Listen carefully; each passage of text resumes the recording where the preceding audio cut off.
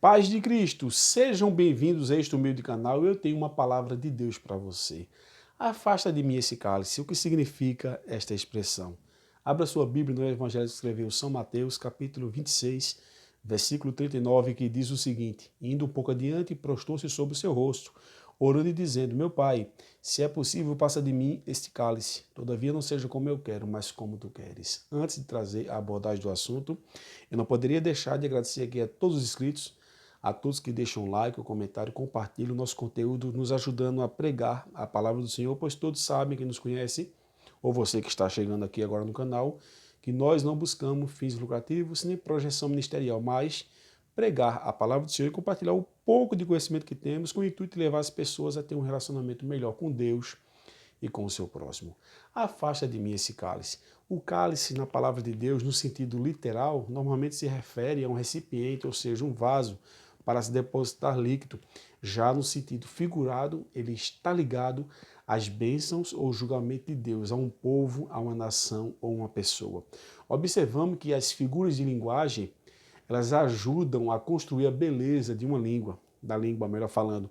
Porém, a Bíblia é recheada delas e observamos que as figuras de linguagem normalmente têm significados profundos e interessantes. E é mais uma figura de linguagem, essa expressão, afasta de mim esse cálice, que nós vamos estudar nesse pequeno vídeo que eu irei vos explicar a partir de agora o seu significado. Em primeiro lugar, podemos observar que Jesus Cristo ele não estava temendo os sofrimentos físicos que ele ia passar na cruz, os açoites, a tortura, as humilhações, não.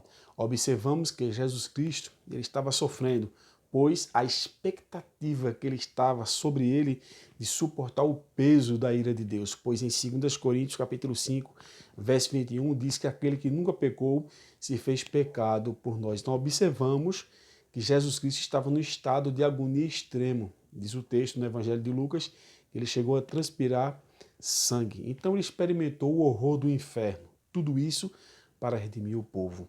E as pessoas não dão graças a Deus pelo sacrifício que Jesus fez na cruz para nos libertar de todo pecado, das garras do inimigo e por fim nos levar para as mansões celestiais. Então podemos concluir que não temos um Jesus desistindo de morrer na cruz, como algumas pessoas afirmam que ele estava desistindo. Nós não temos isso. Mas temos um Jesus humanamente angustiado, pois ele estava com uma expectativa do sofrimento que ele iria passar. Humanamente falando, podemos dizer isso. Mas também nós temos um Jesus que estava alinhado à vontade de Deus, isso é, submisso. Na conclusão do texto, o que é que diz? Todavia, não seja como eu quero, mas como tu queres. Ou seja, como disse o apóstolo Paulo, ele foi obediente e obediente até a morte, morte de cruz. Então, Jesus Cristo, ele tinha duas naturezas. Aqui no canal, eu tenho dois vídeos que eu peço humildemente que depois você assista aí na sua casa, no seu trabalho, quando você tiver um tempinho. São dois vídeos pequenos, com os seguintes temas: provas da divindade de Jesus e a natureza humana e divina de Jesus. Aqui no canal tem algumas playlists e na playlist sobre reflexões sobre a vida de Jesus eu tenho esses dois pequenos vídeos, provas da divindade de Jesus e a natureza humana e divina de Jesus. Você assistindo esses dois vídeos, com essa explicação a qual estou trazendo para você, você terá uma compreensão melhor acerca desse assunto. Então, amados irmãos, podemos observar que a união hipostática, ou seja, de Jesus, a teologia normalmente se refere nesse termo à humanidade e Deus unido em Jesus, na questão de se referir à sua natureza humana e divina. Então, vimos aqui nesse texto, em Mateus 26, 39, as suas duas naturezas. Na primeira parte, humanamente falando, quando ele fala, afasta de mim esse cálice.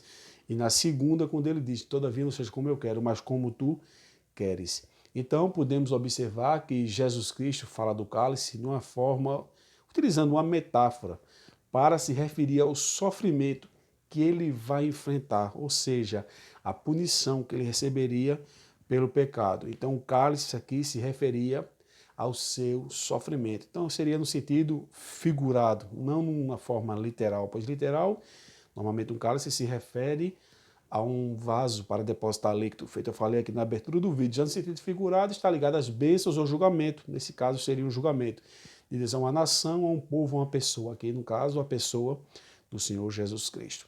Espero ter ajudado você na compreensão de mais um assunto bíblico. Nosso intuito aqui é vos ajudar. Que Deus abençoe vocês poderosamente.